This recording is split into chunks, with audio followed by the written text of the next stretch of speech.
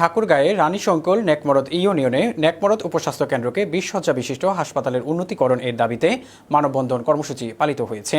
শুভ শক্তি unity পৃষ্ঠপোষকতায় বুধবার মানববন্ধনে অত্র এলাকার সাধারণ জনগণ, স্কুল কলেজের শিক্ষার্থী ও বিভিন্ন রাজনৈতিক দলের নেতৃবৃন্দ উপস্থিত ছিলেন। সরকারের কাছে জোর দাবি নেকমরদ উপস্বাস্থ্য কেন্দ্রটি যেন অতি তাড়াতাড়ি ২০ শয্যা উন্নতিকরণে নজর দেয়। আমরা কিছু দাবি জানিয়েছি, কারণ আমাদের এই রানীশঙ্কল উপজেলায় টোটাল ৮টা ইউনিয়ন রয়েছে। ৮টা ইউনিয়নের মধ্যে 4টা ইউনিয়ন হচ্ছে যে আমরা একবারে সাইডে আছি, যেগুলো না বললে নয়। Dharmagarh union, Kashipur union, Nekmarad union, Ratul union এবং এই রানীশঙ্কল উপজেলায় অলমোস্ট ৩ লক্ষ মানুষজন বসবাস করে, যার মধ্যে ১.৫ লক্ষ জনগণ হচ্ছে 4টি ইউনিয়নে রয়েছে। যে হেলথ কমপ্লেক্সটি রয়েছে সেটি 50 শয্যা বিশিষ্ট। ঠাকুরগাঁয়ে রেফার করে তখন তাদের উল্টো পথে হয়ে যায়, আবার সরাসরি যখন রংপুর দিনাজপুরে রেফার করে তখন তাদের ওদিক যাবে অনেক বেশি দূর।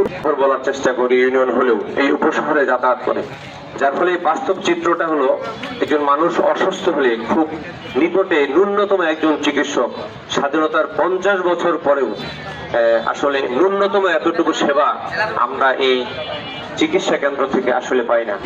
স্যালাইন, সেই সরকারি স্যালাইন গুলা খাওয়ার জন্য, আর তখনও তো সমস্যা ছিল না। এখন এই স্যালাইন, এই ওষুধপত্র এত যায় কই? দেশ এত উন্নত হওয়ার পরে এই ওষুধ স্যালাইন কোথায় যায়?